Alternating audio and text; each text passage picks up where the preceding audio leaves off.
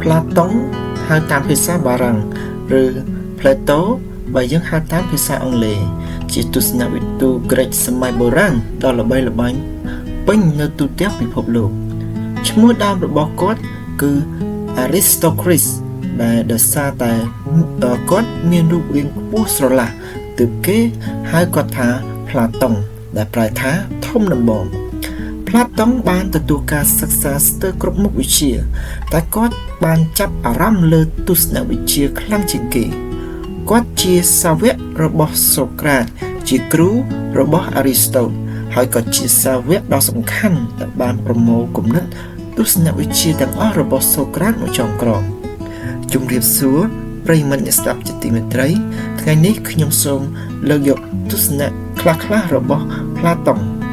ខាងក្រោមនេះជាទស្សនៈរបស់គាត់ដែលនិយាយអំពីក្តីស្រឡាញ់ដែលយើងអាចយកទៅសិក្សានិងពិចារណានៅក្នុងជីវិតប្រចាំថ្ងៃរបស់យើងបានក្តីស្រឡាញ់ទទួលបានការលើកតម្កើងថាជាអាទិទេពដ៏មហិមាដោយមានអ្នកដែលនិយាយថារឿងដែលក្តីស្រឡាញ់ពុំមែនជាអាទិទេពនោះក្តីស្រឡាញ់ពុំមែនជាអាទិទេពទេក្តីស្រឡាញ់ពុំមែនជាភាវៈអមតៈហើយក៏ពុំមែនជាភាវៈមិនអមតៈដែរគឺវាស្ថិតនៅកណ្ដាលរវាងភាវៈទាំងពីរនេះក្តីស្រឡាញ់ជាបាតុភូតដ៏មហិមាហើយក៏ដូចគ្នានឹងបាតុភូតទាំងឡាយផងដែរក្តីស្រឡាញ់ស្ថិតនៅចន្លោះកណ្ដាលរវាងអាទិទេពនិងមនុស្ស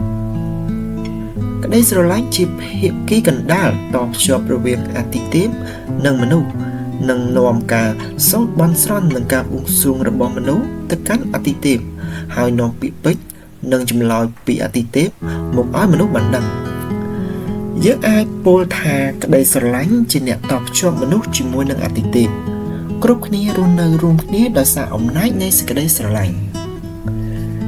សិល្បៈទាំងឡាយរបស់អ្នកទស្សន៍ទាយនិងអ្នកបួសដូចជាការបួងសួងបូជាសញ្ញាសាស្ត្រពាក្យទំនាយនិងការធ្វើស្នេហ៍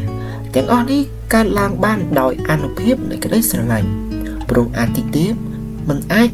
ទៅពាក់ព័ន្ធដោយផ្ទាល់នឹងមនុស្សបានទេក្តីស្រឡាញ់ជាអ្នកតភ្ជាប់ទំនាក់ទំនងរវាងអាទិទេពនិងមនុស្សឲ្យកើតមានមិនថានៅជាពេលលងលក់ឬពេលភ្ញាក់ពុទ្ធិដែលស្ថិតនៅក្នុងលក្ខណៈនេះចាត់ទុកជាពុទ្ធិដ៏ប្រសើរថ្លៃថ្លាពុទ្ធិប្រភេទដទៃដូចជាពុទ្ធិពាក់ព័ន្ធនឹងសិល្បៈផ្សេងៗនិងកិច្ចការហត្ថកម្មជាពុទ្ធិកម្រិតទាបនិងសាមញ្ញណាស់បាតុភូតដែលជាភាគីកណ្ដាលមានច្រើនណាស់ក្តីស្រឡាញ់គ្រាន់តែជាបាតុភូតមួយដែលបំពេញតួនាទីនេះក្តីស្រឡាញ់ច្រើនតែក្រលំបាកតែវាទន់ភ្លន់និងល្អស្រស់ដូចគ្នាទៅនឹងមនុស្សជាច្រើនដែលគួររូបភាពពេលខ្លះក៏ជាមនុស្សរឹតបន្តឹងនិងស្រមេះស្រមោះដើរជើងទទេខ្លះគ្មានផ្ទះសម្បែងស្នាក់អាស្រ័យដេកលើដីក្រោមផ្ទៃមេឃធំល្វឹងល្វើយរកកន្លែងសម្រាកតាមដងផ្លូវឬតាមសញ្ញផ្ទះហើយច្រើនតែសោកសៅជានិច្ចប្រៀបដូចជាមេដារបស់ខ្លួនតែក្តីស្រឡាញ់ក៏មាននិស្ស័យប្រៀបដូចជាបិតារបស់គេគឺមានចិត្តផ្ដោតចំពោះវត្ថុល្អៗនិងល្អស្អាតមានសេចក្តីក្លាហាននិងកម្លាំងដ៏ខ្លាំងក្លាតាមធម្មជាតិរបស់វាក្តីស្រឡាញ់ជាភាវៈមិនសាបសូន្យហើយក៏មិនអមតៈដោយសារក្តីស្រឡាញ់ជាខ្សែទឹកដែលហូរចេញចូលគ្រប់ពេលវេលា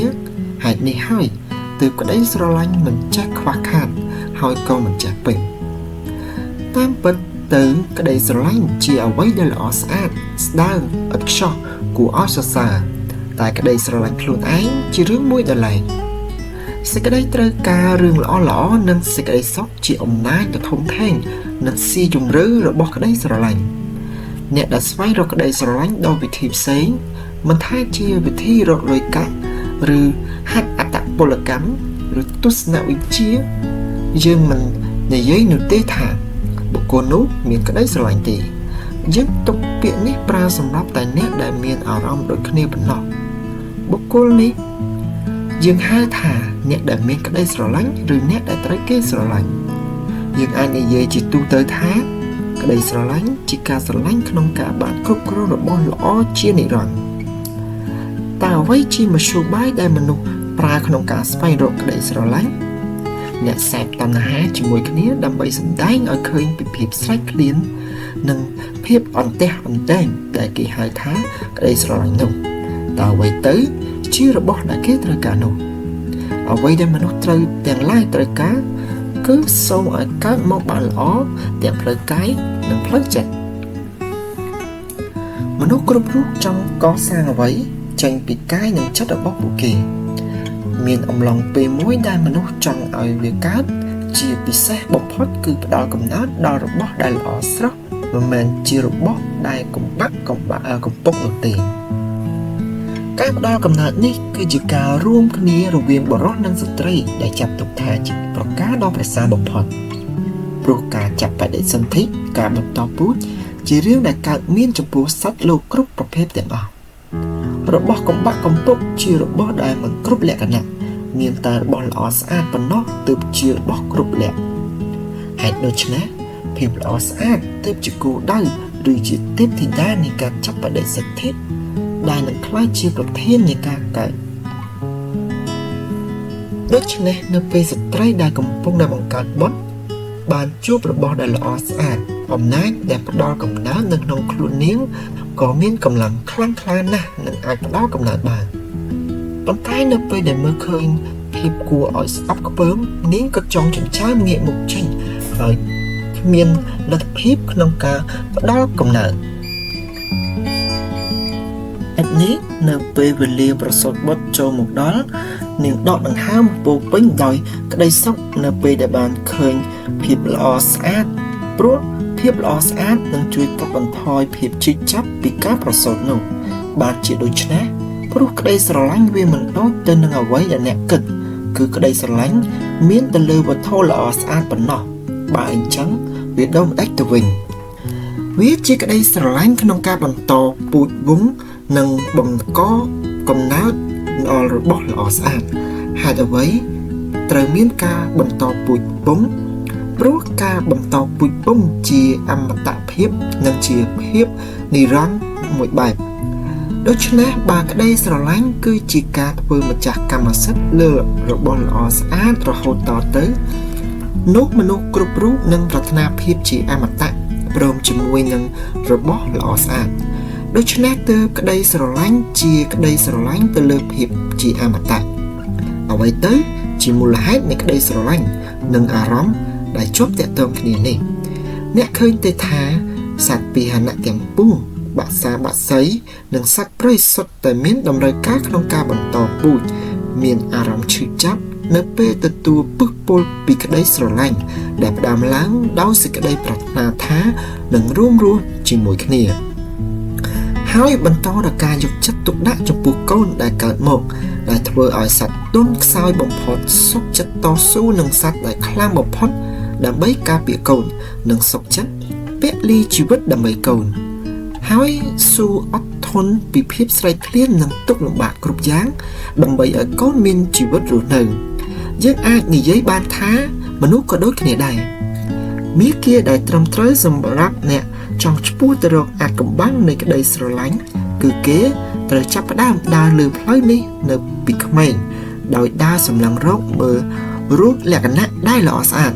ហើយប្រសិនបើគេមានគ្រូល្អណែនាំគេនឹងស្រឡាញ់រូបលក្ខណៈនោះចេញពីប្រការនេះគេនឹងបង្កើតនៅគំនិតដែលល្អស្អាតហើយមិនយូរប៉ុន្មានគេក៏សង្កេតឃើញថាភាពល្អស្អាតក្នុងពំនោមួយស្រដៀងនឹងភាពល្អស្អាតក្នុងលំនាំដទៃផ្សេងបើភាពល្អស្អាតក្នុងលំនាំទូទៅជាអ្វីដែលគេស្វែងរកនោះគឺជាការឆោតល្ងង់បំផុតបើគេមិនសង្កេតឃើញថាភាពល្អស្អាតនៅគ្រប់លំនាំទាំងអស់គឺជារបស់តែមួយនៅពេលគេសង្កេតឃើញដូចនេះគេនឹងឧទ្ទិសក្តីស្រឡាញ់ទៅលើវត្ថុណាមួយដែលកាន់តែតិចព្រោះគេចាត់ទុកថាវត្ថុនោះជារបស់តូចតាចនិងមិនសំខាន់ហើយគេក៏ខ្លាចជាមនុស្សស្រឡាញ់របស់គ្រប់យ៉ាងដែលល្អស្អាតបន្ទាប់មកទៀតគេនឹងពិចារណាឃើញថាភាពល្អស្អាតផ្ ផ្លូវចិត្តជាប្រការដែលគួរឲ្យលើកតម្កើងខ្លាំងជាងភាពល្អស្អាតលើសម្បកខាងក្រៅ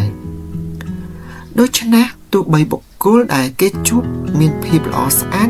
ផ្លូវចិត្តតិចតួចក៏ដោយក៏គេស្រឡាញ់ចូលចិត្តហើយយកចិត្តទុកដាក់ចំពោះបុគ្គលនោះនិងព្យាយាមគិតធ្វើយ៉ាងណាដើម្បីជួយបុគ្គលនោះឲ្យចម្រើនរុងរឿងរហូតដល់អាច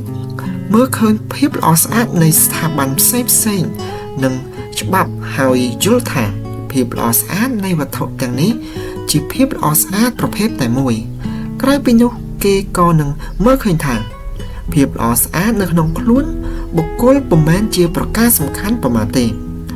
ក្រៅពីស្ថាប័ននិងច្បាប់គេក៏ពិចារណាមើលក្បួនតម្រាទាំងឡាយហើយនឹងឃើញភាពល្អស្អាតនៅក្នុងពុទ្ធិផ្សេងៗផងក្នុងករណីនេះគេផ្ទុយពីអ្នកបម្រើដែលមានចិត្តចង្អៀតចង្អល់គឺស្រឡាញ់ងប់ទៅលើភាពល្អស្អាតនៃវត្ថុតែម្យ៉ាងដូចជាឆ្លុះស្រឡាញ់ប្រុសក្មេងឬប្រុសចាស់ឬស្ថាប័នជាដើមព្រោះគេចាប់អារម្មណ៍និងសញ្ជឹងគិតទៅលើរឿងល្អស្អាតក្រៅពីនោះគេមានក្តីស្រឡាញ់ដ៏គ្មានព្រំដែនក្នុងការស្វែងរកពុទ្ធិហើយក៏បង្កើតទស្សនៈនិងទ្រឹស្ដីផ្សេងៗល្អៗមានកម្រិតខ្ពស់ពុទ្ធិនានាដែលគេស្វែងរកជារបស់ដែលធ្វើឲ្យបញ្ញារបស់គេសម្បូរបែបហើយនៅទីបំផុតគេក៏នឹងមើលឃើញវិជ្ជាមួយទៀតគឺសោភ័ណវិជ្ជាជាវិជ្ជាដែលលាយឡំក្នុងវិជ្ជាផ្សេងៗពុទ្ធិកើតឡើងហើយក៏បាត់បង់ទៅវិញដូច្នេះអ្វីដែលជាប់តាក់ទងទៅនឹងពុទ្ធិយើងចាត់ទុកថាយើងមិនដូចពីមុនទេផ្នែកនីមួយៗនៃពុទ្ធិបានជួបប្រសពនឹងអ្វីដែលមានទំនោរជាផ្លូវការព្រោះពាក្យថាការចងចាំបង្ហាញឲ្យឃើញពីការបាត់បង់នៃពុទ្ធិយើងតែងតែភ្លេចភ្លាំងនិងអាចនឹកឃើញមកវិញដោយការចងចាំពុទ្ធិបង្ហាញឲ្យឃើញប្រៀបដូចជាភាវៈមិនប្រែប្រួលតែតាមច្បាប់នៃការបន្តវេនដែលរក្សាពូជសត្វលោកទាំងឡាយនោះពុទ្ធិពុំមែនជាភាវៈដែលមិនប្រែប្រួលនោះទេនៅក្នុងរំងាប់ដូចគ្នានេះដោយការរកអ្នកបន្តវេនសត្វលោកដែលចាស់ទៅនឹងបន្សល់ទុកជីវិតថ្មីដែលស្រដៀងគ្នានឹងរូបគេទុកបន្តទៅចំនួនក្រោយដែលខុសពីអាទិទេពព្រោះអាទិទេពនឹងរក្សាសភាពដើមជារៀងរហូតគឺដោយវិធីនេះហើយរូបរាងដែលមិនអមតៈឬភាវៈដែលមិនអមតៈក៏ជាចំណែករួមនៃភាពជាអមតៈដែរអ្នកមិនគួរឆ្ងល់នឹងក្តីស្រឡាញ់ដែលគ្រប់គ្នាមានចំពោះកូនរបស់ខ្លួននោះទេព្រោះក្តីស្រឡាញ់នោះគឺដើម្បីភាពជាអមតៈរបស់ខ្លួននោះឯងខ្ញុំជឿថាមនុស្សគ្រប់រូបធ្វើអ្វីៗគ្រប់យ៉ាងព្រោះរំពឹងចង់បានកេរ្តិ៍ឈ្មោះផ្នែកគុណធម៌របស់ពួកគេស្ថិតស្ថេរគង់វង្សព្រោះគេត្រូវការភាពជាអមតៈអ្នកដែលមានសេចក្តីប្រាថ្នានេះស្ថិតនៅក្នុងសម្បកខ្លួនប៉ុណ្ណោះទើបគេទៅរកមនុស្សស្រីដើម្បីបង្កើតកូននេះជាលក្ខណៈនៃក្តីស្រឡាញ់របស់មនុស្សចំពោះនោះកូនដែលគេមានគេក៏រំពឹងឲ្យកូនគេរក្សាការចងចាំចំពោះរូបគេដោយហេតុនេះវានឹងផ្ដល់ជីវភាពជាអមតៈដល់គេតទៅអនាគតតែចិត្តប្រាថ្នាចំពោះភាពអមតៈលើសពីរាងកាយព្រោះមានមនុស្សមួយចំនួនចិត្តរបស់ពួកគេមានលក្ខណៈច្នៃប្រឌិតលើសពីរាងកាយទៅទៀតចូលសម្រឹងរករបស់ដែលស័ក្តិសមសម្រាប់ឲ្យចិត្តប្រកាន់យកអ្វីជារបស់ដែលត្រូវប្រកាន់យកទាំងនេះគឺជាពុទ្ធិនិងអំពើល្អអ្នកដែលមានវត្ថុទាំងនេះគឺកវីនិពន្ធនិងសិល្បករគ្រប់រូបដែលសមនឹងទទួលបានឈ្មោះថាជាអ្នកច្នៃប្រឌិតតែពុទ្ធិដែលខ្ពង់ខ្ពស់បំផុតនិងល្អស្អាតបំផុតគឺពុទ្ធិទាក់ទងនឹងការគ្រប់គ្រងប្រទេសនិងគ្រួសារជាពុទ្ធិដែលយើងហៅថាផ្លូវកណ្ដាលនិងភាពយុត្តិធម៌គ្រប់គ្នាគួរលើកដំកើងក្តីស្រឡាញ់និងប្រើជីវិតទៅតាមគន្លងនៃក្តីស្រឡាញ់ហើយនាំអ្នកដទៃឲ្យដើរតាមគន្លងនេះនិងសាទរអានុភាពនៃក្តីស្រឡាញ់អ្នកមិនចាំបាច់ប្រាប់ខ្ញុំថាស្រឡាញ់នរណាម្នាក់ទេខ្ញុំដឹងយ៉ាងច្បាស់ថាអ្នកមិនត្រឹមតែកំពុងស្រឡាញ់ប៉ុណ្ណោះទេវាស្ទើរតែคล้ายទៅជាគ្រួសារនឹងគ្នាទៅហើយគ្រប់គ្នានឹងคล้ายទៅជាកវីដែលនៅពេលពួកគេធ្លាក់នៅក្នុងអន្លង់ស្នេហ៍ ក្តីស្រឡាញ់ជាការកំសាន្តនៃសេចក្តីល្អជាភាពចម្លែកអស្ចារ្យនៃភាពឆ្លាតវៃ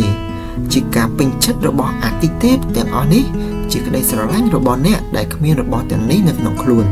និងមានតម្លៃចំពោះអ្នកដែលមានផ្នែកល្អជាងមានប្រៀបនៅក្នុងខ្លួនក្តីស្រឡាញ់ដែលត្រឹមត្រូវជាក្តីស្រឡាញ់ទៅលើអ្វីដែលមានរបៀបរៀបរយនិងល្អស្អាតដោយការចេះគ្រប់គ្រងខ្លួនឯងនិងការមានប្រគំដណ្ដំគ្នាតាមបែបដូរតន្ត្រីសូមអរគុណមិត្តអ្នកស្ដាប់សូមជម្រាបលា